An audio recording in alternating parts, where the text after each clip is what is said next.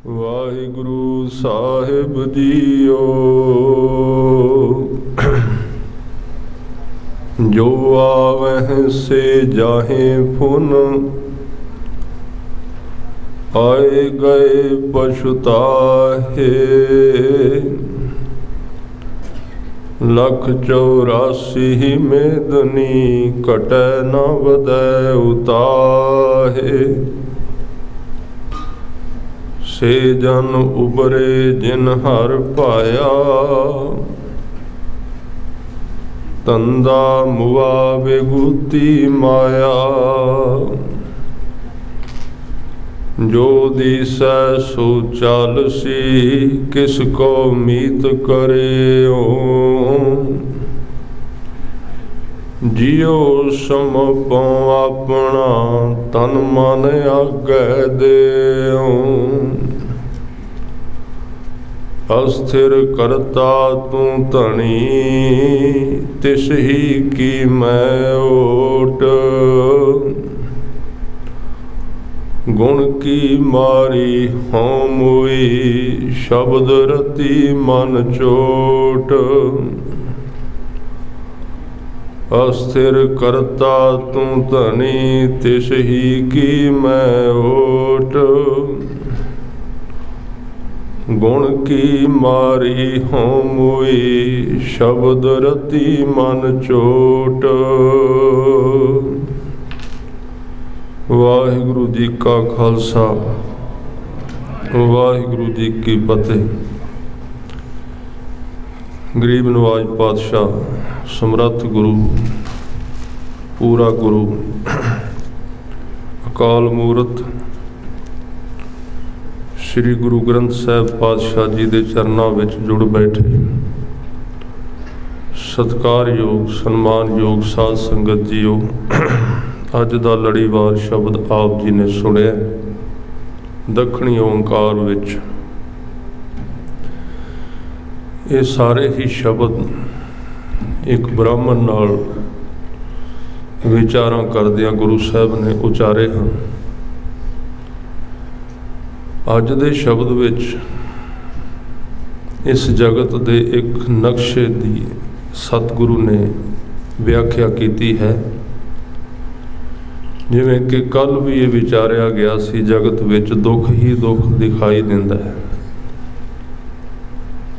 ਪਰ ਸਤਿਗੁਰੂ ਨੇ ਬਖਸ਼ਿਸ਼ ਕੀਤੀ, ਜੇ ਬਣਾਉਣ ਵਾਲਾ ਸੁਖ ਦਾਤਾ ਹੈ, ਜਿਸ ਨੇ ਇਸ ਜਗਤ ਨੂੰ ਬਣਾਇਆ ਹੈ, ਉਹਨੂੰ ਸੁਖ ਦਾਤਾ ਕਹਿੰਦੇ ਨੇ। ਪਰਮਾਤਮਾ ਨੂੰ ਕਿਸੇ ਨੇ ਕਦੀ ਦੁੱਖ ਦੇਣ ਵਾਲਾ ਨਹੀਂ ਕਿਹਾ। ਤਾਂ ਫਿਰ ਇਹ ਵੀ ਕਿਹਾ ਜਾ ਸਕਦਾ ਹੈ, ਜੇ ਉਹ ਦੁੱਖ ਦੇਣ ਵਾਲਾ ਨਹੀਂ, ਤਾਂ ਉਸਨੇ ਜੋ ਕੁਝ ਨਿਰਮਿਤ ਕੀਤਾ ਹੈ, ਜੋ ਕੁਝ ਬਣਾਇਆ ਹੈ, ਉਹ ਵੀ ਦੁੱਖ ਨਹੀਂ ਹੋ ਸਕਦਾ। ਜਦੋਂ ਅਸੀਂ ਉਹਦੀ ਵਰਤੋਂ ਗਲਤ ਕਰਨੇ ਆ, ਉਹ ਦੁੱਖ ਹੋ ਜਾਂਦਾ ਹੈ। ਜਿਵੇਂ ਅੱਗ ਤੋਂ ਦੂਰੀ ਬਣੀ ਰਹੇ ਤੇ ਉਹਦਾ ਸੇਕ ਸੁੱਖ ਦਿੰਦਾ ਹੈ, ਪਰ ਜੇ ਕੋਈ ਗਲਤੀ ਕਰ ਲਵੇ ਉਸ ਅੱਗ ਨੂੰ ਹੱਥਾਂ ਵਿੱਚ ਫੜਨ ਦੀ, ਉਹ ਅੱਗ ਜੀਵਨ ਹੱਥ ਨੂੰ ਸਾੜ ਕੇ ਸੁਆਹ ਕਰ ਦਿੰਦੀ ਹੈ। ਖਾਸ ਕਰਕੇ ਗੁਰੂ ਅਮਰਦਾਸ ਪਾਤਸ਼ਾਹ ਜੀ ਨੇ ਮਾਇਆ ਨੂੰ ਜਿੱਥੇ ਵੀ ਬਾਣੀ ਵਿੱਚ ਦੱਸਿਆ ਹੈ, ਉੱਥੇ ਮਾਇਆ ਨੂੰ ਇੱਕ ਫੁੱਲ ਦੇ ਨਾਲ ਤੁਲਨਾ ਦਿੱਤੀ। ਉਸ ਫੁੱਲ ਦਾ ਨਾਮ ਹੈ ਕਸੁੰਬੇ ਦਾ ਫੁੱਲ, ਸੂਹਾ ਫੁੱਲ। ਔਰ ਇਹ ਸੂਹੀ ਰਾਗ ਵਿੱਚ ਬਹੁਤੇ ਸ਼ਬਦ ਨੇ। ਬਾਬਾ ਫਰੀਦ ਸਾਹਿਬ ਜੀ ਨੇ ਵੀ ਕਸੁੰਬਾ ਸ਼ਬਦ ਵਰਤਿਆ। ਉਹਨਾਂ ਦਾ ਇੱਕ ਸ਼ਬਦ ਆਉਂਦਾ ਹੈ ਜਿਹਦੇ ਵਿੱਚ ਬਾਬਾ ਫਰੀਦ ਸਾਹਿਬ ਬਹੁਤ ਸੋਹਣੇ ਸ਼ਬਦ ਕਹਿੰਦੇ ਨੇ। ਜਗਤ ਦੀ ਤਸਵੀਰ ਦੱਸ ਰਹੇ ਨੇ ਜਿਹਦੇ ਵਿੱਚ ਅਸੀਂ ਰਹਿ ਰਹੇ ਹਾਂ। ਜਿਨ੍ਹਾਂ ਨੇ ਪਾਣੀ ਦੀ ਵਿਆਖਿਆ ਉਹ ਕਰ ਸਕਦਾ ਜਿਹੜਾ ਪਾਣੀ ਤੋਂ ਬਾਹਰ ਨਿਕਲ ਆਵੇ। ਜਿਹੜਾ ਡੁੱਬ ਗਿਆ ਉਹ ਪਾਣੀ ਦੀ ਕਿਵੇਂ ਵਿਆਖਿਆ ਕਰੇਗਾ। ਜਿਹੜੇ ਲੋਕ ਬਹੁਤਾਤ ਵਿੱਚ ਜਗਤ ਵਿੱਚ ਡੁੱਬੇ ਹੋਏ ਨੇ, ਉਹ ਜਗਤ ਦੀ ਵਿਆਖਿਆ ਠੀਕ ਨਹੀਂ ਕਰ ਸਕਦੇ। ਜਿਹੜੇ ਸੰਸਾਰ ਸਮੁੰਦਰ ਤੋਂ ਪਾਰ ਨਿਕਲ ਗਏ ਉਹਨਾਂ ਦੀ ਸਟੇਟਮੈਂਟ ਇਸ ਜਗਤ ਬਾਰੇ, ਇਸ ਦੁਨੀਆ ਬਾਰੇ ਬਿਲਕੁਲ ਸਹੀ ਹੁੰਦੀ ਹੈ। ਬਾਬਾ ਫਰੀਦ ਸਾਹਿਬ ਜੀ ਇਸ ਦੁਨੀਆ ਤੋਂ ਉੱਚੇ ਉੱਠ ਗਏ ਤੇ ਬਾਹਰੋਂ ਕਿਸੇ ਚੀਜ਼ ਨੂੰ ਵੇਖੀ ਉਹਦੀ ਖਬਰ ਬਿਲਕੁਲ ਠੀਕ ਦਿੱਤੀ ਜਾ ਸਕਦੀ ਹੈ। ਜਿਵੇਂ ਕਿਸੇ ਅਖਬਾਰ ਨੂੰ ਪੜ੍ਹਨਾ ਹੋਵੇ, ਲੇਖ ਪੜ੍ਹਨਾ ਹੋਵੇ, ਕਿਸੇ ਅਖਬਾਰ ਵਿੱਚ ਖਬਰ ਪੜ੍ਹਨੀ ਹੋਵੇ ਤੇ ਅੱਖਾਂ ਤੋਂ ਉਸ ਅਖਬਾਰ ਦੀ ਦੂਰੀ ਚਾਹੀਦੀ ਹੈ। ਜੇ ਉਸ ਅਖਬਾਰ ਨੂੰ ਅੱਖਾਂ ਨਾਲ ਚਿਪਕਾ ਲਈਏ ਕੁਝ ਨਹੀਂ ਨਜ਼ਰ ਆਉਂਦਾ, ਥੋੜ੍ਹੀ ਜਿਹੀ ਦੂਰੀ ਤੋਂ ਦਿਸੇਗਾ, ਫਿਰ ਆਦਮੀ ਪੜ੍ਹ ਸਕੇਗਾ ਇਸ ਅਖਬਾਰ ਵਿੱਚ ਕੀ ਲਿਖਿਆ ਹੋਇਆ। ਇਸੇ ਤਰ੍ਹਾਂ ਮਾਇਆ ਕੀ ਹੈ, ਸੰਸਾਰ ਕੀ ਹੈ, ਪਰਿਵਾਰ ਕੀ ਹੈ, ਧੰਦਾ ਕੀ ਹੈ, ਆਪਾਂ ਤੇ ਉਹਦੇ ਨਾਲ ਚਿਪਕ ਗਏ, ਬਿਲਕੁਲ ਨਾਲ ਚੰਬੜ ਗਏ ਦੇ। ਸਾਨੂੰ ਕੀ ਵਿਆਖਿਆ ਹੁੰਦੀ ਇਹਦੀ? ਦਿਸਦਾ ਹੀ ਕੁਝ ਨਹੀਂ। ਅਖਬਾਰ ਅੱਖਾਂ ਨਾਲ ਲਾਓ, ਕੁਝ ਨਹੀਂ ਦਿਸੇ। ਥੋੜ੍ਹੀ ਜਿਹੀ ਦੂਰੀ ਚਾਹੀਦੀ, ਗੈਪ ਚਾਹੀਦਾ ਹੈ। ਜਿਹੜੇ ਲੋਕ ਥੋੜ੍ਹੇ ਜਿਹੇ ਜਗਤ ਤੋਂ ਉੱਠੇ, ਪਾਸੇ ਹੋਏ, ਚੰਬੜੇ ਹੋਏ ਆ, ਆਪਾਂ ਸਾਰੇ ਚੰਬੜ ਨਹੀਂ ਦੋਖੇ। ਜੇ ਗੁਰੂ ਗ੍ਰੰਥ ਸਾਹਿਬ ਜੀ ਦੀ ਬਾਣੀ ਦਾ ਸੰਪੂਰਨ ਭਾਵ ਕੁਝ ਲੈਣ ਦਾ ਯਤਨ ਕੀਤਾ ਜਾਏ, ਗੁਰੂ ਗ੍ਰੰਥ ਸਾਹਿਬ ਜੀ ਨੂੰ ਸਵਾਲ ਕੀਤਾ ਜਾਏ ਮਹਾਰਾਜ ਦੁੱਖ ਕਿਉਂ ਹੈ, ਤੇ ਉਹਦਾ ਇੱਕੋ ਹੀ ਜਵਾਬ ਮਿਲੇਗਾ, ਤੁਸੀਂ ਜਗਤ ਨਾਲ ਚੰਬੜ ਗਏ ਹੋ, ਇਹ ਦੁੱਖ ਹੈ, ਹੋਰ ਕੋਈ ਵੀ ਦੁੱਖ ਨਹੀਂ। ਥੋੜ੍ਹੀ ਜਿਹੀ ਦੂਰੀ 'ਤੇ ਰਹੋ। ਅਖਬਾਰ ਤਾਂ ਪੜ੍ਹੀ ਜਾਏਗੀ, ਅੱਖਾਂ ਤੋਂ ਥੋੜ੍ਹੀ ਜਿਹੀ ਦੂਰ ਕਰਾਂਗੇ ਤੇ ਤਾਂ ਦਿਸੇਗਾ ਕੁਝ। ਜਗਤ ਕਿਵੇਂ ਦਾ, ਭਗਤਾਂ ਨੇ ਇਹਦੀ ਸਹੀ ਵਿਆਖਿਆ ਕੀਤੀ। ਸੰਸਾਰੀਆਂ ਤੋਂ ਸੰਸਾਰ ਦੀ ਵਿਆਖਿਆ, ਜਗਤ ਨੇ ਜਿੰਨੀ ਵਿਆਖਿਆ ਕੀਤੀ ਸਾਰੀ ਗਲਤ ਹੈ, ਕਿਉਂਕਿ ਜਿਹੜਾ ਵਿੱਚ ਡੁੱਬਾ ਉਹ ਦੱਸੇਗਾ ਕੀ। ਜਿਹੜਾ ਨਦੀ ਦੇ ਕਿਨਾਰੇ 'ਤੇ ਸੈਰ ਕਰਦਾ ਹੈ ਉਹ ਨਦੀ ਦਾ ਆਨੰਦ ਵੀ ਲੈ ਸਕਦਾ ਹੈ ਤੇ ਉਹਦੀ ਵਿਆਖਿਆ ਵੀ ਠੀਕ ਕਰ ਸਕਦਾ। ਨਹਿਰ ਦੇ ਨਾਲ ਨਾਲ ਤੁਰਿਆ ਜਾਂਦਾ ਕਿਨਾਰੇ 'ਤੇ, ਲੋੜ ਪੈਂਦੀ ਵਿੱਚੋਂ ਪਾਣੀ ਦਾ ਘੁੱਟ ਪੀ ਲੈਂਦਾ, ਗਰਮੀ ਲੱਗਦੀ ਇਸ਼ਨਾਨ ਕਰ ਲੈਂਦਾ ਹੈ। ਜਦੋਂ ਉਸ ਨਹਿਰ ਬਾਰੇ ਲਿਖੇਗਾ ਬਿਲਕੁਲ ਠੀਕ ਲਿਖੇਗਾ, ਪਰ ਜਿਹੜਾ ਡੁੱਬ ਵਿੱਚ ਗਿਆ ਉਸ ਨਦੀ ਦੇ, ਉਹਨੇ ਸਵਾ ਵਿਆਖਿਆ ਕਰਨੀ, ਕੀ ਕਰੇਗਾ ਉਹ? ਸੰਸਾਰੀ ਦਾ ਅਰਥ ਹੈ ਜੋ ਇਸ ਭਵ ਸਾਗਰ ਸੰਸਾਰ ਵਿੱਚ ਡੁੱਬ ਗਿਆ, ਇਸ ਲਈ ਉਹਦੀਆਂ ਸਾਰੀਆਂ ਵਿਆਖਿਆਵਾਂ ਸੰਸਾਰ ਬਾਰੇ ਗਲਤ ਨੇ, ਠੀਕ ਨਹੀਂ ਹਨ। ਭਗਤਾਂ ਨੇ ਸੰਸਾਰ ਦੀ ਵਿਆਖਿਆ ਬਿਲਕੁਲ ਠੀਕ ਕੀਤੀ ਹੈ। ਬਾਬਾ ਫਰੀਦ ਸਾਹਿਬ ਕਹਿੰਦੇ ਨੇ ਬੇੜਾ ਬੰਧ ਨਾ ਸਕਿਓ ਬੰਧਨ ਕੀ ਬੇਲਾ। ਉਹ ਕਹਿੰਦੇ ਨੇ ਇਸ ਜਗਤ ਦੀ ਸਭ ਤੋਂ ਪਹਿਲੀ ਗਲਤੀ ਇੱਕੋ ਹੈ, ਇਹ ਸਾਰੀਆਂ ਚੀਜ਼ਾਂ ਦੀ ਸੰਭਾਲ ਕਰਦਾ ਹੈ, ਸਮੇਂ ਦੀ ਸੰਭਾਲ ਨਹੀਂ ਕਰਦਾ। ਬਸ ਸਾਰੀਆਂ ਚੀਜ਼ਾਂ ਸਾਂਭ ਕੇ ਰੱਖਦਾ। ਕੱਪੜਾ ਖਰਾਬ ਨਾ ਹੋ ਜਾਏ, ਮਕਾਨ ਖਰਾਬ ਨਾ ਹੋ ਜਾਏ, ਦਵਾਈ ਖਰਾਬ ਨਾ ਹੋ ਜਾਏ, ਲਾਈਟ ਨਾ ਖਰਾਬ ਹੋ ਜਾਏ, ਸਾਰੀਆਂ ਚੀਜ਼ਾਂ ਨੂੰ ਟਾਈਮ ਦੇ ਉੱਤੇ ਸਪੇਅਰ ਕਰਾਉਂਦਾ ਹੈ, ਠੀਕ ਕਰਾਉਂਦਾ ਹੈ, ਸਰਵਿਸ ਕਰਾਉਂਦਾ ਸਾਰੀਆਂ ਚੀਜ਼ਾਂ ਦੀ। ਇਸ ਮਨੁੱਖ ਦੀ ਸਭ ਤੋਂ ਵੱਡੀ ਗਲਤੀ ਹੈ ਸਮੇਂ ਦੀ ਕੋਈ ਸਪੇਰੇ ਨੂੰ ਪਤਾ ਹੀ ਨਹੀਂ ਸਮਾਂ ਕਦੋਂ ਲੰਘਦਾ ਜਾ ਰਿਹਾ, ਨਿਕਲ ਗਿਆ। ਕਹਿੰਦੇ ਪਤਾ ਨਹੀਂ ਲੱਗੇ 15 ਸਾਲ ਨਿਕਲ ਗਏ, ਅੱਜ ਪਤਾ ਲੱਗਾ 15 ਸਾਲ ਬਾਅਦ। ਬਾਬਾ ਫਰੀਦ ਸਾਹਿਬ ਕਹਿੰਦੇ ਇਸ ਜਗਤ ਦੀ ਜਿਹਨੂੰ ਅਸੀਂ ਦੇਖਿਆ, ਸਭ ਤੋਂ ਵੱਡੀ ਗਲਤੀ ਇਹਨੇ ਕਦੀ ਸਮੇਂ ਦਾ, ਵਕਤ ਦਾ, ਟਾਈਮ ਦਾ, ਕਾਲ ਦਾ ਮੁਲਾਂਕਣ ਨਹੀਂ ਕੀਤਾ ਕਿ ਕਿੰਨੇ ਕੁ ਦਿਨ ਗੁਜ਼ਰ ਗਏ ਨੇ ਤੇ ਮੈਂ ਕੀਤਾ ਕੀ ਹੁਣ ਤੱਕ, ਮੈਨੂੰ ਮਿਲਿਆ ਕੀ ਇੱਥੋਂ, ਤ੍ਰਿਪਤੀ ਆਈ ਕੁਝ, ਮਿਲਿਆ ਕੁਝ ਰਜੇਵਾਂ। ਔਰ ਇਹ ਵੀ ਸਾਡੇ ਸਾਹਮਣੇ ਸਾਡੇ ਨਤੀਜੇ ਆਉਂਦੇ ਨੇ, ਜਿਹੜੇ ਕੰਮ ਅਸੀਂ ਹੁਣ ਤੱਕ ਕੀਤੇ ਨੇ ਉਹਨਾਂ ਨੇ ਸਾਨੂੰ ਰਜਾਇਆ ਨਹੀਂ, ਸਗੋਂ ਹੋਰ ਭੁੱਖਾ ਕਰ ਦਿੱਤਾ, ਸੁੱਖ ਨਹੀਂ ਦਿੱਤਾ, ਹੋਰ ਦੁੱਖ ਦੇ ਦਿੱਤਾ। ਕਹਿੰਦੇ ਨੇ ਜਿਸ ਵਪਾਰ ਵਿੱਚ ਬੰਦੇ ਨੂੰ 1 ਸਾਲ ਘਾਟਾ ਪਵੇ, 2 ਪਵੇ, 4 ਪਵੇ ਤੇ ਬਹੁਤਾ ਢੀਠ ਆਦਮੀ ਹੋਵੇ 10 ਸਾਲ ਬਾਅਦ ਤੇ ਛੱਡ ਹੀ ਦਿੰਦਾ ਵੀ ਇਹਦੇ ਵਿੱਚੋਂ ਨਿਕਲਦਾ ਹੀ ਕੱਖ ਨਹੀਂ। ਝੂਠ ਦੀ ਦੁਕਾਨ ਚਲਾਉਂਦਿਆਂ ਦੀ ਸਾਰੀ ਉਮਰ ਸਾਡੀ ਲੰਘ ਗਈ, ਮਿਲਿਆ ਕੱਖ ਵੀ ਨਹੀਂ, ਪਰ ਢੀਠ ਇੰਨੇ ਆ ਛੱਡਣ ਨੂੰ ਤਿਆਰ ਹੈ ਹੀ ਨਹੀਂ।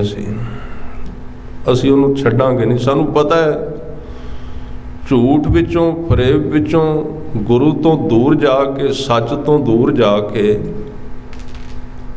ਅਸੀਂ ਜੀਵਨ ਵਿੱਚੋਂ ਖੱਟਿਆ ਕੱਖ ਵੀ ਨਹੀਂ, ਮਿਲਿਆ ਕੁਝ ਵੀ ਨਹੀਂ ਸਾਨੂੰ। ਇੱਕ ਸੱਜਣ ਨੇ ਬਹੁਤ ਪਿਆਰੀ ਘਟਨਾ ਕਿ ਉਹ ਕਹਿੰਦੇ ਸੱਚ ਦੇ ਮਾਰਗ ਤੇ ਤੁਰਨਾ ਚਾਹੀਦਾ। ਦੂਜਾ ਕਹਿ ਰਿਹਾ ਸੀ ਕੰਮ ਨਹੀਂ ਚੱਲਦਾ ਝੂਠ ਤੋਂ ਬਿਨਾਂ, ਫਰੇਬ ਤੋਂ ਬਿਨਾ। ਉਹ ਫਿਰ ਕਹਿ ਰਿਹਾ ਸੀ ਗੁਰੂ ਦੇ ਮਾਰਗ ਤੇ ਚੱਲਣਾ ਚਾਹੀਦਾ। ਉਹਨੇ ਕਿਹਾ ਕੰਮ ਨਹੀਂ ਚੱਲਦਾ। ਉਹਨੇ ਪੁੱਛਿਆ ਤੂੰ 40 ਸਾਲ ਝੂਠ ਬੋਲ ਕੇ ਵੇਖਿਆ, ਸੁੱਖ ਮਿਲਿਆ? ਕਹਿੰਦਾ ਨਹੀਂ, ਸੁੱਖ ਤੇ ਨਹੀਂ ਮਿਲਿਆ। ਫਿਰ ਤੂੰ 1 ਮਹੀਨਾ ਸੱਚ ਬੋਲ ਕੇ ਵੇਖ ਲੈ, ਜਿੱਥੇ 40 ਸਾਲ ਖਰਾਬ ਹੋ ਗਏ ਨੇ 1 ਮਹੀਨਾ ਹੋਰ ਖਰਾਬ ਕਰ ਲੈ, ਕਰਕੇ ਵੇਖ 1 ਮਹੀਨਾ। ਜੋ ਕੁਝ ਸਤਿਗੁਰੂ ਗੁਰੂ ਗ੍ਰੰਥ ਸਾਹਿਬ ਪਾਤਸ਼ਾਹ ਨੇ ਦੱਸਿਆ 1 ਮਹੀਨਾ ਕਰਕੇ ਵੇਖੋ। ਆਪਾਂ ਕਰਦੇ ਨਹੀਂ ਪੂਰਾ, ਜਿਹੜਾ ਕਹਿੰਦੇ ਆ ਨਾ ਕਰਨੇ ਹੁੰਦਾ ਨਹੀਂ। ਉਹ ਗੁਰੂ ਨੂੰ ਪਤਾ ਹੈ ਜਾਂ ਸਾਨੂੰ ਪਤਾ, ਆਪਾਂ ਉੱਦਾਂ ਕਰ ਨਹੀਂ ਰਹੇ। ਨਹੀਂ ਤੇ ਮਜਾਲ ਕੀ ਹੈ, 24 ਘੰਟਿਆਂ ਬਾਅਦ ਵਾਪਰੇ ਨਾ ਕੁਝ, ਕਿਉਂ ਨਾ ਹੋਵੇਗਾ? ਹੋਵੇਗਾ ਜ਼ਰੂਰ, ਪਰ ਅਸੀਂ ਉਸ ਤਰ੍ਹਾਂ ਨਹੀਂ ਕਰ ਸਕੇ ਜਿਵੇਂ ਸਤਿਗੁਰੂ ਨੇ ਸਾਨੂੰ ਕਿਹਾ ਹੈ। ਜਾਂ ਉਹਦੇ ਵਾਸਤੇ ਅਜੇ ਸਾਡੇ ਕੋਲ ਹਿੰਮਤ ਆਈਏ ਨਹੀਂ, ਉਹਦੇ ਵਾਸਤੇ ਬੜੀ ਮਿਹਨਤ ਦੀ ਲੋੜ ਹੈ। ਕੋਈ ਛੋਟਾ ਕੰਮ ਹੈ, ਧਰਮ ਦੇ ਫੈਸਲੇ ਲੈ ਲੈਣੇ ਜ਼ਿੰਦਗੀ ਦੇ, ਛੋਟਾ ਕਾਰਜ ਨਹੀਂ ਹੈ। ਇਹ ਮਰਜੀਵੜਿਆਂ ਦਾ ਰਸਤਾ ਹੈ, ਮਨ ਦਾ ਕਤਲ ਹੈ, ਬੁਰਾਈਆਂ ਨੂੰ ਕੱਟਣਾ ਪੈਂਦਾ ਹੈ, ਆਪਣਾ ਜੀਵਨ ਸੌਂਪਣਾ ਪੈਂਦਾ ਹੈ। ਤਾਂ ਫਰੀਦ ਸਾਹਿਬ ਨੇ ਇਸ ਜਗਤ ਦੀ ਜਦੋਂ ਵਿਆਖਿਆ ਕੀਤੀ, ਕਹਿੰਦੇ ਸਭ ਤੋਂ ਵੱਡੀ ਗਲਤੀ ਹੈ ਸਮੇਂ ਦੀ ਸੰਭਾਲ ਇਹਦੇ ਕੋਲ ਬਿਲਕੁਲ ਨਹੀਂ। ਬੇੜਾ ਬੰਧ ਨਾ ਸਕਿਓ ਬੰਧਨ ਕੀ ਬੇਲਾ। ਤੇ ਗੁਰੂ ਗ੍ਰੰਥ ਸਾਹਿਬ ਜੀ, ਗੁਰੂ ਰਾਮਦਾਸ ਜੀ ਕਹਿੰਦੇ ਨੇ ਉਸ ਸਮੇਂ ਦੀ ਤੂੰ ਵਰਤੋਂ ਕਰ ਜਿਹਦੇ ਨਾਲ ਤੂੰ ਸਾਰਾ ਦਿਨ ਇਸ ਸੰਸਾਰ ਸਮੁੰਦਰ ਵਿੱਚ ਡੁੱਬਣ ਤੋਂ ਬਚ ਜਾਏਗਾ। ਸਾਰਾ ਦਿਨ ਤੂੰ ਮੌਤ ਦੀ ਗੱਲ ਛੱਡ, ਉਹ ਬੜੀ ਦੂਰ ਹੈ। ਤੂੰ ਸਾਲ ਦੀ ਗੱਲ ਛੱਡ, ਤੂੰ ਮਹੀਨਿਆਂ ਦੀ ਗੱਲ ਛੱਡ, ਤੂੰ 1 ਦਿਨ ਦੀ ਗੱਲ ਕਰ। ਜੇ ਤੂੰ ਕੰਮ ਕਰਨਾ ਜ਼ਿੰਦਗੀ ਤੇ, ਮਹੀਨੇ ਛੱਡ ਦੇ, ਸਾਲ ਛੱਡ ਦੇ, ਉਮਰ ਛੱਡ ਦੇ, ਮੌਤ ਜਨਮ ਸਭ ਤਿਆਗ ਦੇ। 1 ਦਿਨ ਦੀ ਗੱਲ ਕਰ, 1 ਦਿਨ ਤੋਂ ਸ਼ੁਰੂ ਕਰ। ਹਜ਼ੂਰ ਕਹਿੰਦੇ ਤੈਨੂੰ ਮੈਂ ਇੱਕ ਸਮਾਂ ਦੱਸਣਾ, ਉਦੋਂ ਬੇੜਾ ਬਣਾ ਲਈ ਤੇ ਇੰਨੀ ਗਰੰਟੀ ਦੇਣਾ 12 ਘੰਟੇ ਤੂੰ ਡੁੱਬੇਗਾ ਨਹੀਂ ਦੁਨੀਆ ਵਿੱਚ। ਮਹਾਰਾਜ ਉਹ ਕਿਹੜਾ ਸਮਾਂ? ਤੇ ਸਤਿਗੁਰੂ ਨੇ ਬਚਨ ਕੀਤੇ, ਕਹਿਣ ਲੱਗੇ ਅੰਮ੍ਰਿਤ ਵੇਲੇ ਵੱਤੇ ਕਾ ਬੀਜਿਆ, ਭਗਤ ਖਾਏ ਖਰਚ ਰਹੇ ਨਿਖੁਟੈ ਨਾਹੀ। ਇਹ ਬਾਣੀ ਦੇ ਬਚਨ ਨੇ। ਤੂੰ ਲੰਮੀ ਗੱਲ ਛੱਡ, ਤੂੰ 1 ਦਿਨ ਦੀ ਗੱਲ ਕਰ। ਤੂੰ ਸੂਰਜ ਉੱਗਣ ਤੋਂ 2-2.5 ਘੰਟੇ ਪਹਿਲਾਂ ਜਿੰਨਾ ਕਰ ਸਕਣਾ ਰੱਬ ਨੂੰ ਚੇਤੇ ਕਰ। ਤੂੰ ਇਹਨਾਂ 2 ਘੰਟਿਆਂ ਨੂੰ ਸੰਭਾਲ ਲੈ ਤੇ ਇਹਦੇ ਵਿੱਚ ਇੱਕ ਬੇੜੀ ਬਣ ਜਾਏਗੀ ਜਿਹੜੀ 12 ਘੰਟੇ ਅਗਲੇ ਦਿਨ ਤੈਨੂੰ ਬਾਜ਼ਾਰ ਵਿੱਚ ਡੁੱਬਣ ਨਹੀਂ ਦੇਗੀ, ਉੱਚਾ ਕਰਕੇ ਰੱਖੇਗੀ। ਇਹਨਾਂ 2 ਘੰਟਿਆਂ ਵਿੱਚ ਹੀ ਬਣਦੀ ਹੈ। ਜੇ ਕੋਈ ਮਨੁੱਖ ਇਸ ਅੰਮ੍ਰਿਤ ਵੇਲੇ ਵਿੱਚ 2 ਘੰਟੇ ਜੁੜਨ ਦਾ ਅਭਿਆਸ ਕਰ ਲਵੇ, ਸਾਰਾ ਦਿਨ ਉਹ ਧੰਦੇ ਵਿੱਚ, ਧੰਦਾ ਤੇ ਕਰਨਾ ਹੀ ਹੈ। ਜਿਹਦਾ ਸਰੀਰ ਹੈ ਉਹਨੇ ਬਾਜ਼ਾਰ ਵਿੱਚ ਵੀ ਜਾਣਾ, ਉਹਨੇ ਕੰਮ ਵੀ ਕਰਨਾ ਹੈ, ਉਹਨੇ ਦੁਨੀਆ ਵਿੱਚ ਵਿਚਰਨਾ ਪੈਣਾ। ਪਰ ਸਿਆਣਿਆਂ ਦਾ ਇੱਕ ਤਜਰਬਾ, ਜਿਹੜਾ ਮਨੁੱਖ ਸੂਰਜ ਦੇ ਉੱਗਣ ਤੋਂ 2-2.5 ਘੰਟੇ ਪਹਿਲਾਂ ਕੋਈ ਵੀ ਅਭਿਆਸ ਕਰ ਲੈਂਦਾ, ਬਾਣੀ ਦਾ ਸਿਮਰਨ ਕਰ ਲੈਂਦਾ, ਬਾਣੀ ਪੜ੍ਹ ਲੈਂਦਾ, ਨਿਤਨੇਮ ਲਗਾਤਾਰ ਕਰੇ, ਤਾਂ ਦਿਨੇ ਜਦੋਂ ਕੰਮ ਕਰੇਗਾ ਉਹਦੀ ਜ਼ਿੰਦਗੀ ਵਿੱਚ ਇੱਕ ਘਟਨਾ ਵਾਪਰੇਗੀ। ਉਹ ਘਟਨਾ ਇਹ ਵਾਪਰੇਗੀ ਵੀ ਹੱਥ ਕੰਮ ਕਰਦੇ ਰਹਿਣਗੇ, ਅੰਦਰ ਇੱਕ ਤਾਰ ਵੱਜਦੀ ਰਹੇਗੀ ਉਹਦੇ, ਬਾਹਰ ਸਰੀਰ ਚਲੀ ਜਾਏਗਾ ਸੰਸਾਰ ਵਿੱਚ। ਉਹਦੀ ਜ਼ਿੰਦਗੀ ਦੇ 2 ਪਾਰਟਸ, 2 ਹਿੱਸੇ ਹੋ ਜਾਣਗੇ, 2 ਹਿੱਸੇ ਬਣਨਗੇ ਉਹਦੀ ਜ਼ਿੰਦਗੀ ਦੇ। ਸਾਫ਼ ਲਿਖਿਆ ਗੁਰੂ ਗ੍ਰੰਥ ਸਾਹਿਬ ਜੀ ਦੇ ਵਿੱਚ, ਜਿਵੇਂ ਮਨਮੁਖ ਦੀ ਜ਼ਿੰਦਗੀ ਦੇ 2 ਹਿੱਸੇ ਨੇ, ਇਸ ਤਰ੍ਹਾਂ ਗੁਰਮੁਖ ਦੀ ਜ਼ਿੰਦਗੀ ਦੇ ਵੀ 2 ਹਿੱਸੇ ਨੇ। ਮਨਮੁਖ ਦੀ ਜ਼ਿੰਦਗੀ ਦੇ ਹਿੱਸੇ 2 ਇਹ ਹਨ, ਮਨਮੁਖ ਦੇ ਮਨ ਵਿੱਚ ਹੋਰ ਹੁੰਦਾ ਤੇ ਮੂੰਹ ਤੋਂ ਹੋਰ ਬੋਲਦਾ। ਅੰਦਰ ਝੂਠ, ਬਾਹਰ ਸੱਚ। ਅੰਦਰ ਝੂਠ ਰੱਖਦਾ, ਬਾਹਰੋਂ ਸੱਚ ਬੋਲਦਾ। ਬਾਬਾ ਫਰੀਦ ਸਾਹਿਬ ਕਹਿੰਦੇ ਜਿਨ ਮਨ ਹੋਰ ਮੁਖ ਹੋਰ ਸੇ ਕਾਂਡੇ ਕੱਚਿਆ। ਤੇ ਮੈਂ ਇੱਥੇ ਬੇਨਤੀ ਕਰਦਿਆਂ, ਗੁਰੂ ਸਾਹਿਬ ਨੇ ਦੂਜੇ ਪਾਸੇ ਉਹਨਾਂ ਵਾਸਤੇ ਵੀ ਕਿਹਾ ਹੈ ਵੀ ਉਹਨਾਂ ਦੇ ਵੀ ਕਦੀ ਕਦੀ ਮਨ ਵਿੱਚ ਹੋਰ ਹੁੰਦਾ ਹੈ ਤੇ ਮੂੰਹ ਵਿੱਚ ਹੋਰ ਹੁੰਦਾ, ਜਿਹੜੇ ਜੁੜੇ ਹੋਏ ਨੇ। ਦੋਵਾਂ ਦੀ ਸਟੇਟਮੈਂਟ ਜੋੜ ਦਿੱਤੀ ਹੈ। थोड़ा जिहा आप जी ने, क्योंकि ये विचार आप जी नूं लगणगे भी आउट जा रहे हैं विचारधारा, वो तो अंदरों बाहरों एक होंदे ने, किसी थां ते वो एक ने, पर जदों जगत विच आउंदे ना उन्हां दी जिहड़ा नाम करदा की है, जिहड़ा आप जी जपदे हो ना, इहदा सिट्टा की सिमरन दा, बाणी पढ़न दा, सिमरन करन दा, गुरु दी गल सुनन दा सिट्टा नतीजा की है।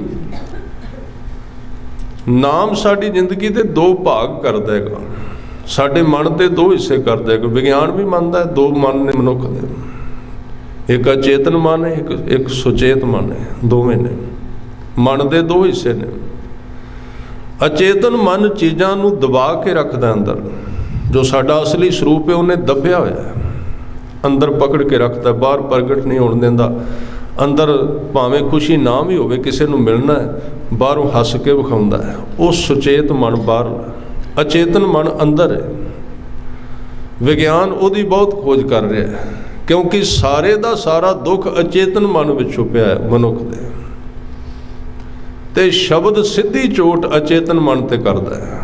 नाम जिहड़ा ना, तुसीं इस शब्द दे विच अखीर ते आपां अर्थ भी करांगे, शब्द एक चोट मारदा उस थां नूं, जिवें किसी दे शरीर दे विच रसौली होवे ना, रसौली ਉਹਦਾ ऑपरेशन करना है तो डॉक्टर ਉਹਨੂੰ ਪਹਿਲਾਂ चैक करके ਵਹਿੰਦਾ, एक्सरे ਰਾਹੀਂ भी कित्थे करके ਕਿਹੜੀਆਂ ਨਾੜੀਆਂ ਦੇ ਵਿੱਚ, फिर लेजर ਨਾਲ ਸਿੱਧੀ ਚੋਟ ਮਾਰਦਾ, ਉਹਦੇ ਉੱਤੇ ਸਿੱਧਾ ਉਹਦੇ ਤੇ ਅਟੈਕ ਕਰਦਾ, ਉਹਨੂੰ ਭੰਨਦਾ ਉਸ ਥਾਂ ਨੂੰ ਜਿੱਥੇ ਰੋਗ ਹੈ। ਨਾਮ ਕੀ ਕਰਦਾ ਸਾਡੇ ਅਚੇਤਨ ਮਨ ਤੇ, ਸਾਰੇ ਦੁੱਖ ਸਾਡੇ ਅਚੇਤਨ ਮਨ ਵਿੱਚ ਲੁਕੇ ਹੋਏ ਨੇ, ਜਿੰਨਾ ਚਿਰ ਉਹ ਫੋਲਿਆ ਨਹੀਂ ਜਾਂਦਾ ਦੁੱਖ ਨਿਕਲਣਗੇ ਨਹੀਂ ਬਾਹਰ। 100 ਉਪਰਾਲੇ ਕਰ ਲਈਏ, ਦੁੱਖ ਸਾਰਾ ਹੈ ਹੀ ਉਹਦੇ ਵਿੱਚ ਛੁਪਿਆ ਹੋਇਆ। ਉਹਦੇ ਅੰਦਰ ਚੀਜ਼ਾਂ ਪੁਰਾਣੀਆਂ ਜਕੜੀਆਂ ਹੋਈਆਂ ਨੇ ਸਾਡੇ ਵਿੱਚ, ਉਹਨਾਂ ਨੂੰ ਅਸੀਂ ਛੱਡਣ ਵਾਸਤੇ ਤਿਆਰ ਨਹੀਂ। ਔਰ ਮੈਂ ਵੀ ਇੱਥੇ ਬੇਨਤੀ ਕਰਦਿਆਂ, ਜਿੰਨਾ ਚਿਰ ਮਨੁੱਖ ਰਾਜੀ ਨਹੀਂ ਹੁੰਦਾ ਉਹ ਖਾਲੀ ਨਹੀਂ ਹੁੰਦਾ ਚੇਤਨ ਮਨ। ਅਸੀਂ ਜਿੰਨਾ ਚਿਰ ਸਹਿਮਤ ਨਾ ਹੋਏ ਅੰਦਰਲੇ ਡੂੰਘੇ ਥਾਂ ਨੂੰ ਸਾਫ਼ ਕਰਨ। ਗੁਰੂ ਗ੍ਰੰਥ ਸਾਹਿਬ ਜੀ ਦੀ ਬਾਣੀ ਵਿੱਚ ਉਸ ਮਨ ਦਾ ਨਾਮ ਆਇਆ ਹੈ। ਪ੍ਰਭਾਤੀ ਰਾਗ ਵਿੱਚ ਗੁਰੂ ਨਾਨਕ ਦੇਵ ਜੀ ਦੇ ਸ਼ਬਦ ਪੜ੍ਹਿਆ ਪਤਾ ਲੱਗਦਾ ਹੈ कि ज्यों-ज्यों गुरु के सिख गुरमुख प्यारे भगत जन नाम नाल सांझ पाउण लग पैंदे ने, नाम शब्द का अभ्यास उन्हां दे गहरे तल ते उतरदा जांदा है, चोट मारदा जांदा है, जीवन दे डूंघे थां ते चोट मारदा। इसे नूं कबीर साहब ने कहा, चोट सहारे शब्द की, ताश गुरु मैं दास। जदों अंदरले पासे नाम चोट मारदा ना, उत्थे फिर सूरमे अगे खलोंदे ने, क्योंकि वो आदतां नूं तोड़दा भन्नदा है। ਤੇ ਗੁਰੂ ਨਾਨਕ ਸਾਹਿਬ ਕਹਿੰਦੇ, ਜਿਨ੍ਹਾਂ ਦਾ ਅਚੇਤਨ ਮਨ ਨਾਮ ਨਾਲ ਭਰਿਆ ਗਿਆ ਨਾ, ਉਹਨਾਂ ਦਾ ਜੀਵਨ ਸਫਲ ਹੋ ਗਿਆ। ਰੱਤਾ ਸਚ ਨਾਮ ਤਲਹੀਲ ਸੋ ਗੁਰ ਪਰਮਲ ਕਹੀਐ। ਤਲਹੀਲ ਦਾ ਮਤਲਬ ਤਲ ਦਾ ਮਤਲਬ ਤਲਾ, ਹੀਲ ਦਾ ਮਤਲਬ ਹਿਰਦਾ, ਸਾਡੇ ਹਿਰਦੇ ਦਾ ਥੱਲੇ ਵਾਲਾ ਹਿੱਸਾ, ਜਿਹਦੇ ਵਿੱਚ ਸਾਡਾ ਅਸਲੀ ਜੀਵਨ ਛੁਪਿਆ ਹੋਇਆ, ਤੇ ਅਸੀਂ ਬਾਹਰੋਂ ਸਿਰਫ ਵਿਖਾਉਣਾ ਹੁੰਦਾ ਹੈ, ਲਿੰਬ ਪੋਚ ਕਰਕੇ ਜਗਤ ਨੂੰ ਆਪਣਾ ਚਿਹਰਾ ਮੋਹਰਾ ਦਿਖਾਉਂਦੇ ਹਾਂ। ਉਹ ਸਾਨੂੰ ਪਤਾ ਹੈ ਸਾਡੇ ਬੈੱਡ ਤੇ ਸਾਡਾ ਜੀਵਨ ਕਿਵੇਂ ਦਾ, ਅਸੀਂ ਕੌਣ ਹਾਂ, ਸਾਡੇ ਨਿੱਜੀ ਜੀਵਨ ਵਿੱਚ ਅਸੀਂ ਕਿਵੇਂ ਦੇ ਹਾਂ, ਉਹ ਉੱਥੇ ਲੁਕਿਆ ਹੋਇਆ ਹੈ ਸਾਡੇ ਨਿੱਜੀ ਅਸਥਾਨ ਦੇ ਉੱਤੇ, ਜਿਹਨੂੰ ਗੁਰੂ ਸਾਹਿਬ ਨੇ ਕਿਹਾ ਤੂੰ ਨਿੱਜ ਥਾਂ ਤੇ ਜਾਣ ਦੀ ਕੋਸ਼ਿਸ਼ ਕਰ, ਉਹ ਹੀ ਤੇਰਾ ਘਰ ਹੈ, ਜਿਹਨੂੰ ਕਹਿੰਦੇ ਨੇ ਨਿੱਜ ਘਰ ਮਹਿਲ ਪਾਵੋ ਸੁਖ ਸਹਿਜੇ, ਬੌਰ ਨਾ ਹੋਏ ਗੋ ਫੇਰਾ। ਉਸ ਨਿੱਜ ਘਰ ਨੂੰ ਤਲਹੀਲ ਅਚੇਤਨ ਮਨ ਕਿਹਾ ਸਤਿਗੁਰੂ ਨੇ। ਹੁਣ ਇੱਥੇ ਧਿਆਨ ਦੇਣਾ, ਥੋੜ੍ਹੀ ਜਿਹੀ ਵਿਚਾਰ 2-4 ਮਿੰਟ ਹੋਰ ਇਸ ਤਰ੍ਹਾਂ ਦੀ ਸਾਂਝੀ ਕਰਦੇ ਹਾਂ। ਸਾਡਾ ਜਿਹੜਾ ਸੁਚੇਤ ਮਨ ਹੈ ਇਹ ਬਾਹਰ ਜੁੜਿਆ ਹੋਇਆ ਹੈ, ਸਾਡਾ ਅਚੇਤਨ ਮਨ ਜਿਹੜਾ ਉਹ ਆਤਮਾ ਨਾਲ ਜੁੜਿਆ ਹੋਇਆ, ਉਹਦੇ ਕਨੈਕਸ਼ਨ ਥੱਲੇ ਨੇ ਗਹਿਰੇ। ਇੱਕੋ ਹੀ ਰਸਤਾ ਉਹਦੇ ਘਰ ਵੱਲ ਜਾਣ ਦਾ, ਅਚੇਤਨ ਮਨ ਨੂੰ ਪਾਰ ਕਰ ਜਾਣਾ, ਉਸ ਤੋਂ ਬਿਨਾਂ ਹੋਰ ਕੋਈ ਰਾਹ ਨਹੀਂ। ਅਜੇ ਤੇ ਆਪਾਂ ਸੁਚੇਤ ਮਨ ਤੱਕ ਵੀ ਨਹੀਂ ਗਏ, ਅਜੇ ਤੇ ਬਾਰ-ਬਾਰ ਰਸਨਾ ਤੇ ਫਿਰਨੇ ਆ। ਜਿਉਂ-ਜਿਉਂ ਮਨੁੱਖ ਸੁਚੇਤ ਮਨ ਵਿੱਚ ਜਾਏਗਾ, ਜੇ ਉਹਨੂੰ ਪਾਰ ਕਰ ਗਿਆ ਤਾਂ, ਪਹਿਲਾਂ ਤੇ ਉਹਨੂੰ ਪਾਰ ਕਰਨਾ ਬੜਾ ਕਠਿਨ ਹੈ, ਉਹ ਰਾਹ ਵਿੱਚ ਅੜ ਕੇ ਖਲੋ ਜਾਂਦਾ। ਸਾਡੀਆਂ ਬਾਹਰਲੀਆਂ ਆਦਤਾਂ, ਸਮਾਜ ਦੀਆਂ ਚੀਜ਼ਾਂ, ਜਦੋਂ ਉਹਨੂੰ ਕੋਈ ਪਾਰ ਕਰਦਾ ਫਿਰ ਉਹ ਅਚੇਤਨ ਮਨ ਵਿੱਚ ਉਤਰ ਜਾਂਦਾ। ਉੱਥੇ ਫਿਰ ਪੁਰਾਣੇ ਜਨਮਾਂ ਦੇ ਬੀਜ ਪਏ ਹੋਏ ਨੇ। ਆ ਕਈ ਵਾਰੀ ਕਈ ਗੁਰਮੁਖ ਕਹਿੰਦੇ ਵੀ ਸਾਲ ਕੁ ਤਾਂ ਬਹੁਤ ਵਧੀਆ ਲੰਘਿਆ, ਅੰਮ੍ਰਿਤ ਛਕਿਆ ਸੀ, ਸਾਲ ਕੁ ਤੇ ਬੜਾ ਆਨੰਦ ਆਇਆ, ਹੁਣ ਪਤਾ ਨਹੀਂ ਕਿ ਹੋਇਆ, ਕਹਿੰਦੇ ਸੁੱਕ ਗਿਆ ਸਾਰਾ ਕੁਝ। ਸਾਧ ਸੰਗਤ ਜੀ, ਜਿਹੜੀ ਅੰਮ੍ਰਿਤ ਦੀ ਦਾਤ ਹੈ ਉਹ ਬੰਦੇ ਦੇ ਪੱਲੇ ਕੱਖ ਵੀ ਨਾ ਹੋਵੇ, 6 ਮਹੀਨੇ ਸਾਲ ਗੁਰੂ ਆਪਣੇ ਵੱਲੋਂ ਉਧਾਰ ਦਿੰਦਾ ਸਿੱਖ ਨੂੰ ਨਾਮ ਦੀ ਦਾਤ, ਤਾਂ ਕਿ ਉਹਦਾ ਮਨ ਟਿਕ ਜਾਏ। ਅੰਮ੍ਰਿਤ ਦੀ ਦਾਤ ਕੋਈ ਐਵੇਂ ਨਹੀਂ, ਖਿਆਲ ਰੱਖਣਾ। ਆ 22 ਤਰੀਕ ਨੂੰ ਜਿੱਥੇ ਜਿਹੜਾ ਅੰਮ੍ਰਿਤ ਦੀ ਦਾਤ ਬਣਨੀ, ਇਹਨੂੰ ਕੇਵਲ ਐਵੇਂ ਨਾ ਸਮਝ ਲੈਣਾ ਵੀ ਐਵੇਂ ਅੰਮ੍ਰਿਤ ਇੱਕ ਬਾਹਰਲੀ ਰਵਾਇਤ ਹੈ, ਨਹੀਂ।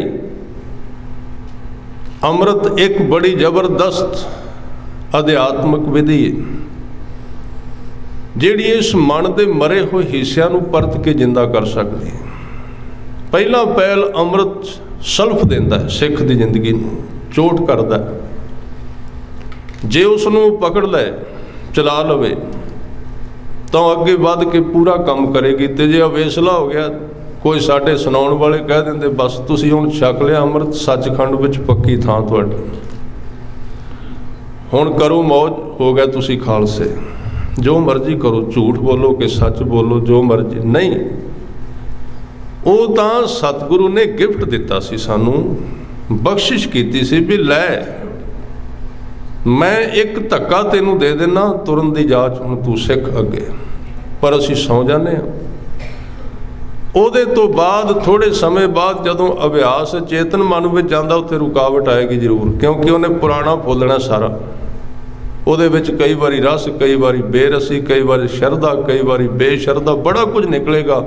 ਕਿਉਂਕਿ ਸਤਿਗੁਰੂ ਕਹਿੰਦੇ ਜਨਮ ਜਨਮ ਕੀ ਇਸ ਮਨ ਕੋ ਮਲ ਲਾਗੀ, ਕਾਲਾ ਹੋਆ ਸਿਆਹੋ, ਬੜਾ ਪੁਰਾਣਾ ਹੈ। ਜੇ ਪੂਰੇ ਗੁਰੂ ਕੋਲ ਆਵੋਗੇ ਤੇ ਟਾਈਮ ਲੱਗੇਗਾ, ਤੇ ਇਸ ਤਰ੍ਹਾਂ ਹੀ ਹੋਵੇਗਾ। ਨਹੀਂ ਤਾਂ ਹੁਣ ਤਾਂ ਬਥੇਰੀ ਮੁਕਤੀ ਸਸਤੀ ਮਿਲਦੀ। ਤੁਸੀਂ ਵੇਖੋ ਇੰਟਰਨੈਟ ਤੇ ਬੜੇ ਬੈਠੇ ਹੋਏ ਨੇ ਮੁਕਤੀ ਦੇਣ ਵਾਲੇ। 2-4 ਮਿੰਟਾਂ ਵਿੱਚ ਕਹਿੰਦੇ ਸੁਪਨੇ ਵਿੱਚ ਆਏ, ਸੁਪਨਾ ਆਇਆ, ਮੁਕਤੀ ਦੇ ਕੇ ਚਲੇ ਗਏ ਬਾਬੇ, ਮੁਕਤ ਹੋ ਗਏ। ਕਿਤੇ ਕਬੀਰ ਸਾਹਿਬ ਕੋਲ ਜਾਂਦੇ, ਫਿਰ ਦਿੰਦੇ ਮੁਕਤੀ ਕਿਵੇਂ ਮਿਲਦੀ ਹੈ। ਉਹਨਾਂ ਕੋਲ ਛੁਰੀ ਸੀ ਇੱਕ, ਜੇ ਕੋਈ ਆਉਂਦਾ ਸੀ ਤੇ ਛੁਰੀ ਰਗੜਨ ਲੱਗ ਪੈਂਦੇ ਸਨ ਪੱਥਰ ਤੇ। ਪੁੱਛਣ ਵਾਲਾ ਕਹਿੰਦਾ ਸੀ ਇਹ ਕੀ? ਉਹ ਕਹਿੰਦੇ ਮੁਕਤੀ ਬਾਅਦ ਵਿੱਚ ਹੋਵੇਗੀ, ਪਹਿਲਾਂ ਤੇਰਾ ਗਲਾ ਕੱਟਾਂਗਾ। ਮੁਕਤੀ ਬਾਅਦ ਵਿੱਚ, ਉਹ ਸੀ ਮੁਕਤੀ। ਹੁਣ ਤਾਂ ਧਰਮ ਰੈਡੀਮੇਡ ਬਣਿਆ ਬਣਾਇਆ, ਬਟਨ ਦਬਾਓ ਇੰਟਰਨੈਟ ਤੇ, ਮੁਕਤੀ ਲਵੋ, ਜੋ ਮਰਜ਼ੀ ਕਰੋ, ਸਭ ਕੁਝ ਸਾਹਮਣੇ ਪਿਆ। ਕੀ ਲੋੜ ਹੈ ਕਰਨ ਦੀ? ਨਾ ਗੁਰਦੁਆਰੇ ਜਾਣ ਦੀ, ਨਾ ਕੋਈ ਕਮਾਈ ਕਰਨ ਦੀ, ਨਾ ਆਪਣੇ ਆਪ ਨੂੰ ਬਦਲਣ ਦੀ, ਸਿੱਧੀ ਸਾਵੀਂ ਮੁਕਤੀ। ਜਿਸ ਦਾ ਜ਼ਿਕਰ ਦਸਮ ਪਾਤਸ਼ਾਹ ਨੇ ਕੀਤਾ, ਉਹ ਕਹਿੰਦੇ ਨੇ ਇੱਕ ਸਮਾਂ ਐਸਾ ਹੋਵੇਗਾ, ਘਰ ਘਰ ਹੋਏ ਬਹੇਂਗੇ ਰਾਮਾ, ਕੋਈ ਨਾ ਸਰੇਗਾ ਕਿਸੇ ਤੇ ਕੰਮ। ਬੜੇ ਰੱਬ ਬਣ ਕੇ ਬਹਿਣਗੇ, ਪਰ ਕੰਮ ਕਿਸੇ ਤੋਂ ਵੀ ਨਹੀਂ ਸਰਨਾ, ਕਿਉਂਕਿ ਇਹ ਮਾਰਗ ਇਸ ਤਰ੍ਹਾਂ ਦਾ ਹੈ ਹੀ ਨਹੀਂ ਹੈ। ਇਸ ਕਰਕੇ ਮੈਂ ਜਿਹੜਾ ਵਿਸ਼ਾ ਲੈ ਰਿਹਾ ਸੀ, ਚੇਤਨ ਮਨ ਤੇ ਅਚੇਤਨ ਦੋ ਹਿੱਸੇ ਨੇ ਜ਼ਿੰਦਗੀ ਦੇ। ਉਹ ਮਨੁੱਖ ਇਸ ਜਗਤ ਵਿੱਚ ਸਫਲ ਹੋ ਜਾਂਦਾ ਜਿਹੜਾ ਗੁਰੂ ਦੇ ਚਰਨਾਂ ਦੇ ਨਾਲ ਜੁੜ ਕੇ, ਗੁਰੂ ਕੇ ਸ਼ਬਦ ਦੇ ਅਭਿਆਸ ਦੁਆਰਾ ਆਪਣੇ ਅਚੇਤਨ ਮਨ ਨੂੰ ਸ਼ੁੱਧ ਕਰਨ ਵਿੱਚ ਸਫਲ ਹੋ ਜਾਂਦਾ ਹੈ। ਉਹਦੀ ਜ਼ਿੰਦਗੀ ਦੇ ਫਿਰ ਦੋ ਹਿੱਸੇ ਹੋ ਜਾਂਦੇ ਨੇ, ਇੱਕ ਕਨੈਕਸ਼ਨ ਅੰਦਰ, ਅਚੇਤਨ ਮਨ ਦਾ ਕਨੈਕਸ਼ਨ ਪਰਮਾਤਮਾ ਨਾਲ, ਤੇ ਸੁਚੇਤਨ ਮਨ ਦਾ ਸੰਬੰਧ ਸੰਸਾਰ ਦੇ ਨਾਲ। ਉਸ ਨੂੰ ਗੁਰੂ ਅਰਜਨ ਦੇਵ ਪਾਤਸ਼ਾਹ ਜੀ ਨੇ ਕਿਹਾ ਕਿ ਬਾਹਰ ਸੂਤ ਸਗਲ ਸਿਉ ਮੌਲਾ, ਅਲਿਪਤ ਰਹੋ ਜੈਸੇ ਜਲ ਮੈਂ ਕੌਲਾ। ਸਾਰਾ ਸ਼ਬਦ ਇਹਦੀ ਵਿਆਖਿਆ ਕਰਦਾ ਕਿ ਸਾਡੇ ਮਨ ਦੇ ਦੋ ਧੁਰੇ ਨੇ, ਇੱਕ ਧੁਰਾ ਪਰਮਾਤਮਾ ਵਾਲੇ ਆਤਮਾ ਵੱਲ, ਇੱਕ ਧੁਰਾ ਸੰਸਾਰ ਵਾਲੇ। ਪੂਰਾ ਮਨੁੱਖ ਤੇ ਉਹੀ ਹੈ ਨਾ ਜਿਹੜਾ ਸੰਸਾਰੀ ਵੀ ਹੈ ਤੇ ਜਿਹੜਾ ਧਰਮੀ ਵੀ ਹੈ, ਜਿਹਦੇ ਕੋਲ ਮੇਰੀ ਵੀ ਹੈ, ਜਿਹਦੇ ਕੋਲ ਪੀਰੀ ਵੀ ਹੈ। ਦੂਸਰਾ ਆਦਮੀ ਕਿਵੇਂ ਪੂਰਾ ਹੋ ਸਕਦਾ ਹੈ? ਇਸ ਕਰਕੇ ਗੁਰੂ ਅਰਜਨ ਦੇਵ ਪਾਤਸ਼ਾਹ ਜੀ ਕਹਿੰਦੇ ਬਾਹਰ ਸੂਤ ਸਗਲ ਸਿਉ ਮੌਲਾ, ਬਾਹਰੋਂ ਬਾਹਰੋਂ ਮੈਂ ਸਾਰਿਆਂ ਨਾਲ ਖਿੜਿਆ ਹੋਇਆ, ਖੁਸ਼ ਹਾਂ, ਗੱਲਬਾਤ ਕਰਨਾ। ਅਲਿਪਤ ਰਹੋ ਜੈਸੇ ਜਲ ਮੈਂ ਕੌਲਾ, ਪਰ ਜਿਵੇਂ ਇੱਕ ਫੁੱਲ ਪਾਣੀ ਦੇ ਵਿੱਚ ਉਹਦੀ ਛੂਹ ਤੋਂ ਅਲਿਪਤ ਰਹਿ ਜਾਂਦਾ ਹੈ, ਟੱਚ ਨਹੀਂ ਕਰ ਸਕਦਾ ਪਾਣੀ, ਉਹਨੂੰ ਛੂਹ ਨਹੀਂ ਸਕਦਾ, ਅਲਿਪਤ ਹੋ ਜਾਂਦਾ ਹੈ। ਅੰਦਰੋਂ ਮੈਂ ਬਿਲਕੁਲ ਸੰਸਾਰ ਤੋਂ ਵੱਖਰਾ ਤੇ ਬਾਹਰੋਂ ਸੰਸਾਰ ਨਾਲ ਜੁੜਿਆ ਦਿਸਦਾ। ਇਹ ਦੋ ਹਿੱਸੇ ਹੋ ਗਏ ਜ਼ਿੰਦਗੀ ਦੇ। ਇਹਦੇ ਤੋਂ ਅੱਗੇ ਕਹਿੰਦੇ ਸਤਿਗੁਰੂ ਗੁਰੂ ਅਰਜਨ ਦੇਵ ਪਾਤਸ਼ਾਹ ਜੀ, बार सूत सगल स्यो मौला, अलिप्त रहूं जैसे जल में कौला। मुख की बात सगल स्यो करता, जी संग प्रभ अपना धरता। मूँह तो संसार नाल गल्लां करी जांदे ने ते अंदरों परमात्मा नाल दूसरा हिस्सा अचेतन उहदे चरनां नाल जुड़िया है। दो हिस्से होए तां होया, ये सोचण नाल नहीं होएगा। दीस आवत है बहुत प्याला, सगल चरण की ए मन राला। इस तरह का जीवन जिहदे दो हिस्से हो गए, जिदन सिख अपने अभ्यासी अपने जीवन में सफल हुंदा है, वो इस जिंदगी में अपने दो हिस्सों नाल काम करना शुरू कर देंदा है। बाहर भोग ते अंदर जोग, क्योंकि असल विच योग हुंदा ही उदण है जिदन बंदा भोग दे विच रह के जोगी बन जाए। ये भी ध्यान देना। सिੱਖੀ ਦਾ मतलब संसार नूं छड्डना नहीं है। ਅਸੀਂ ਇਹਦੀ बड़ी गलत व्याख्या की है, संसार त्यागो फिर तुसीं सिੱਖ बनोगे। गुरबाणी विच कित्थे लिखिया है? गुरु साहब तां कहिंदे जिन्नू तू लभना है वो ते संसार विच, तू संसार छड्ड के बाहर क्यों जा रहा है? परमात्मा की खोज कित्थों कर रहा? ਉਹਦਾ एड्रैस ते लै पहला, है कित्थे, कित्थे रहिंदा है? वो रहिंदा ही जगत विच है। आ जिन्नी बाणी है दखणी ओंकार तुसीं पढ़ के आप भी वेखना, ਇਹਦੇ ਵਿੱਚ ਇੱਕੋ ਹੀ ਰਹਾਉ ਦੀ ਤੁਕ ਹੈ।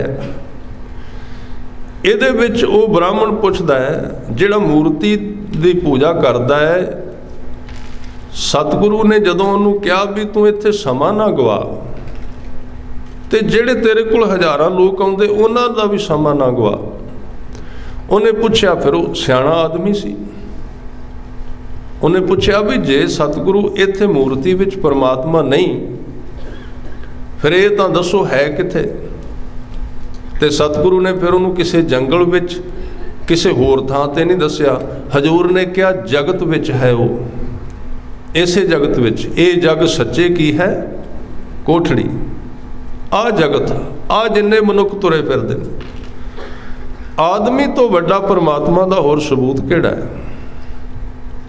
पत्थर उहदा सबूत थोड़ी है, वो तो एक जड़ चीज़ है, भावें वस्तु तो है। ਇਹਦੇ ਤੋਂ ਵੱਡਾ ਹੋਰ ਕਿਹੜਾ ਸਬੂਤ ਹੈ?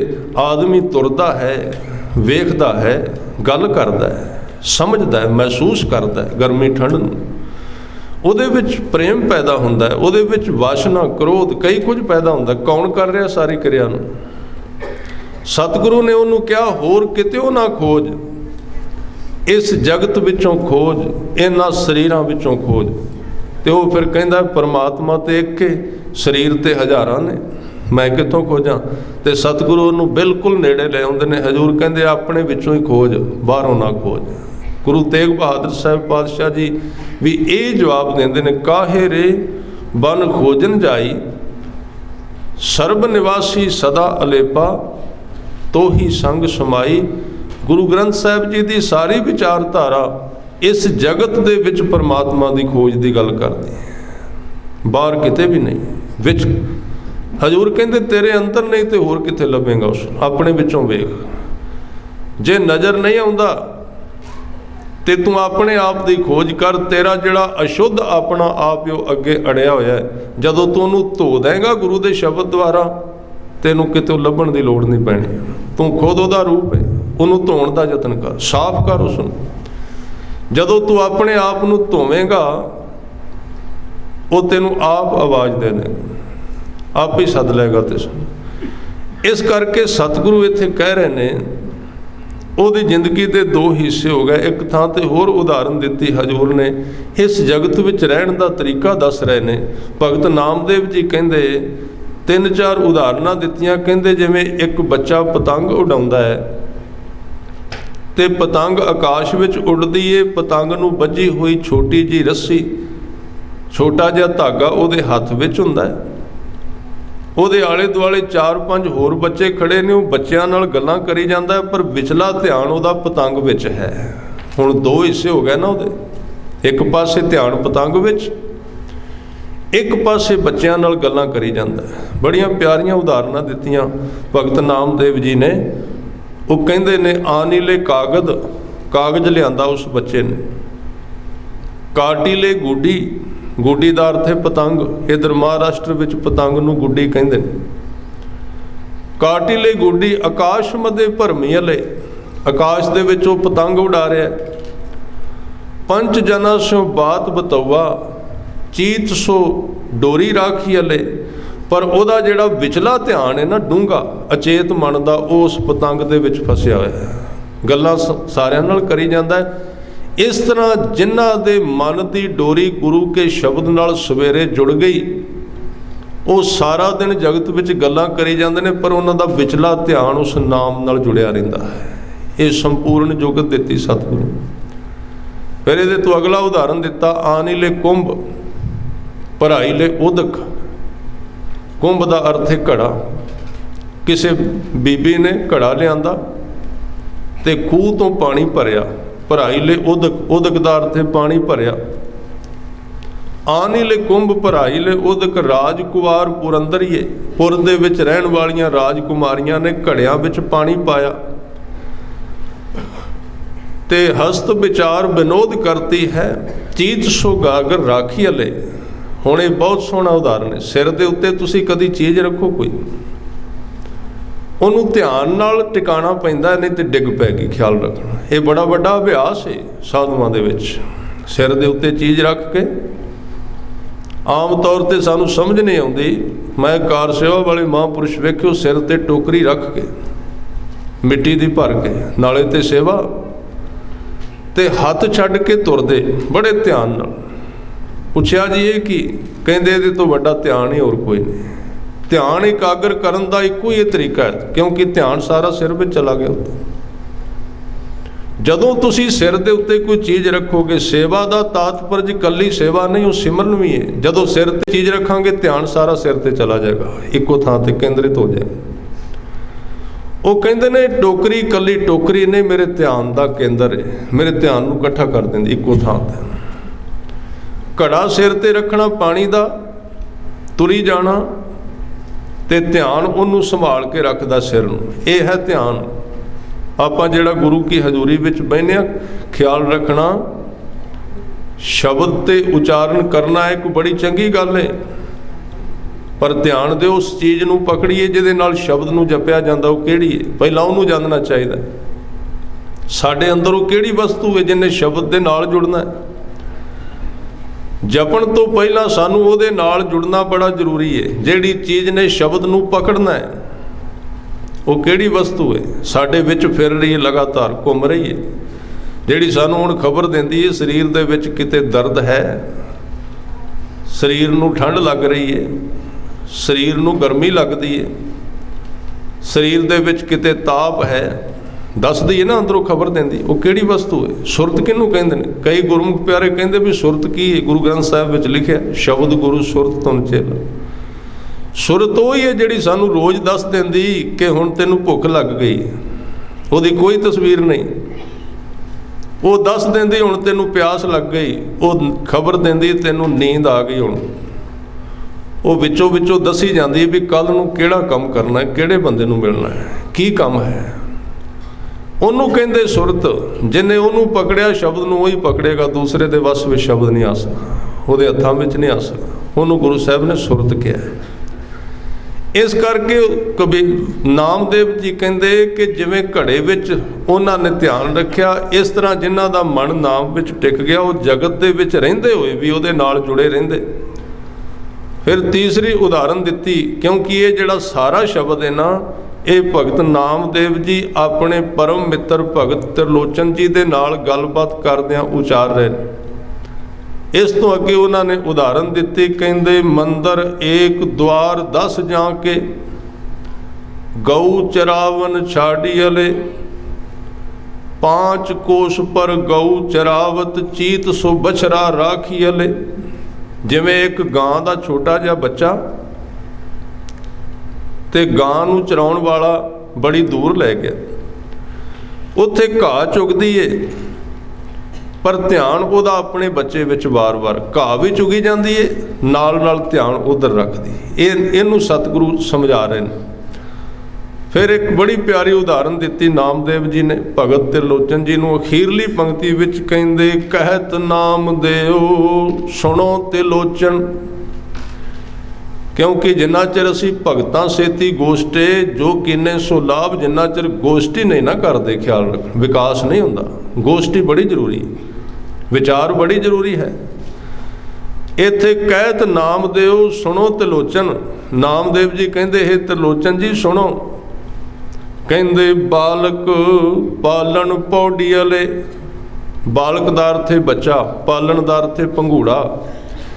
जिवें एक छोटा जिहा बच्चा उहदी माँ पंघूड़े विच पा दिंदी है, कहते अंतर बाहर काज विरोधी, चीत सो बालक राखी वाले। बच्चे नूं पंघूड़े विच पा के उहदी माँ अंदर बाहर सारे घर विच काम करदी फिरदी है, पर वो काम करदी दा ध्यान वो बच्चे विच रहिंदा है। जिहड़े मनुखां ने ये जुगत सिख लई जगत दे विच, उन्हां नूं इत्थे आके पछताउणा नहीं पैंदा। ते जिहड़े बाकी दे लोक ने उन्हां बारे गुरु नानक देव जी कह रहे ने, जो आवें से जाहें फुन आए गए पछताहें। जिन्हां ने ये कला ना सीखी, अपने चेतन ते अचेतन मन नूं ना जाणिया, वो तां बस आए ते चले गए खाली हत्थ। ਜਿਹੜਾ कुछ मिलिया सी वो भी इत्थे गवा गए, सवास खाली लंघ गए। जो आवें से जाहे पुन, बेकार विच जीवन लंघ गया। आए गए पछताहे, जदों वापस मुड़े पछतावे दी पंड उन्हां दे कोल सी, होर कुछ भी नहीं मिलिया। हजूर कहंदे लख 84 ही मेदनी, घटै न वधै उताहे। ये जिहड़ी सृष्टि इन्हां 84 लाख इहदियां जूनां मन्नियां गईयां ने, वो आदमी इन्हां तो पार नहीं निकल सकता, इन्हां दे विच फसिया रहिंदा। आ कई विचारक तुहानूं मिलणगे, वो कहणगे कोई जन्म मरण नहीं, कोई 84 लाख नहीं। आ 936 दे उत्ते लिखिया होया है कि 84 लाख ते घटदियां वधदियां नहीं। सतगुरु कहंदे जिहड़े लोग नाम तो हीणे ने, वो इन्हां विच फसे रहिंदे, इन्हां तो पार नहीं जा सकते। से जन उभरे जिन हर पाया।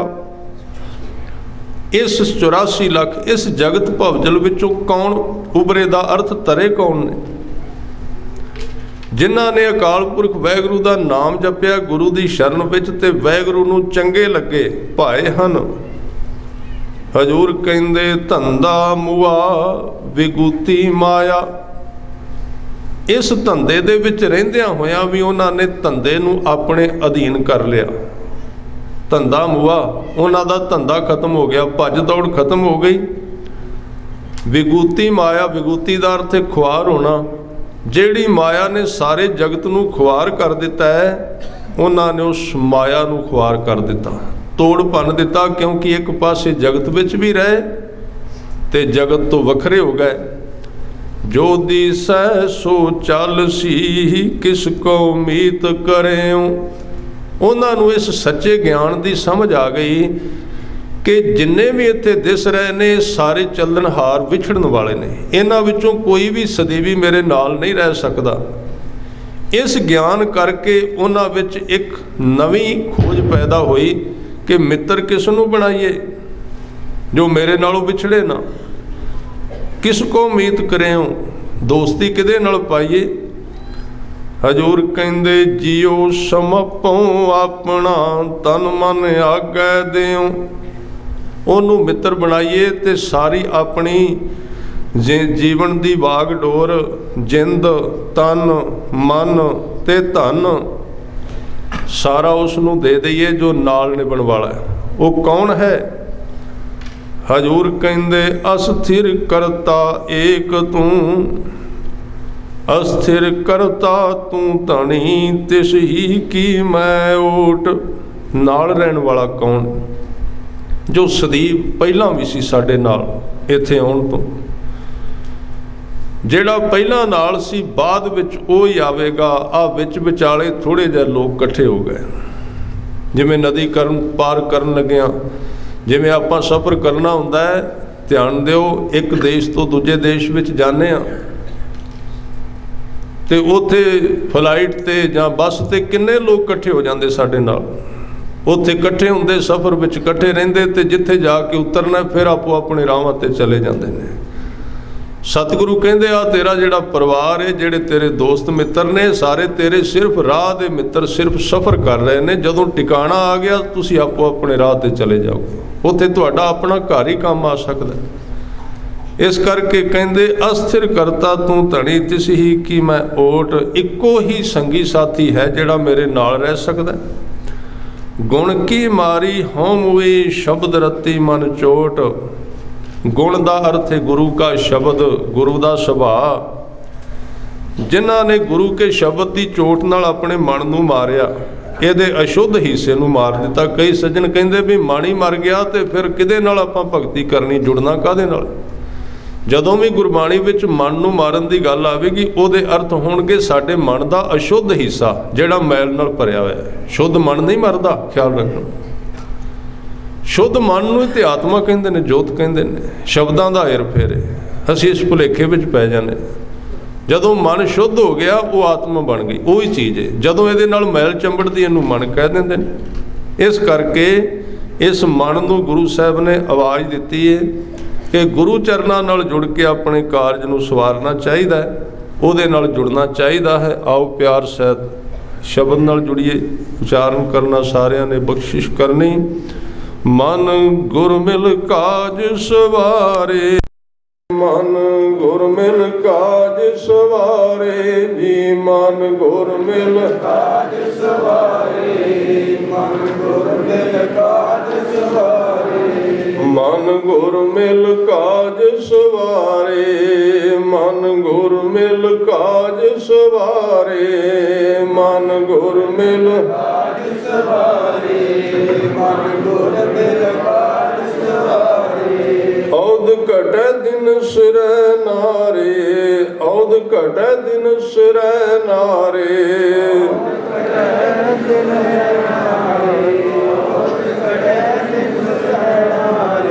औद घटै दिन सिरै नारे, औद घटै दिन सिरै नारे,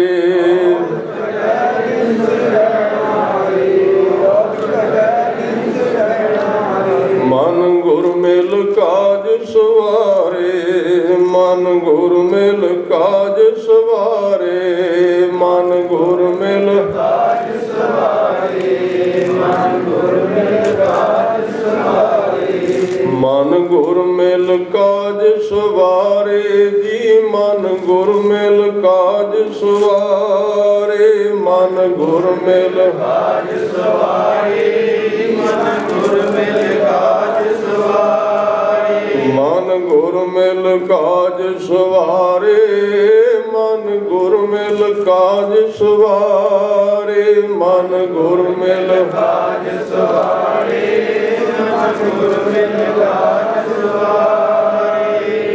गुरु नाल मिल के जीवन का जिहड़ा मुख कारज है, जिन्हों सतगुरु कहते मुख कारज है जुड़ना, एक नाल सांझ पाउणी। उस कारज विच तां ही आपां सफल हो सकांगे जे गुरु नाल सांझ पावांगे, क्योंकि सतगुरु विचोले हैं, सांझ पाउंदे जोड़ पाउंदे ने। हजूर किरपा करन। आओ अगला प्रोग्राम जुड़न का समागम सिमरन समागम में जुड़िए। भुलां चुकां दी खिमा। वाहिगुरू जी का खालसा।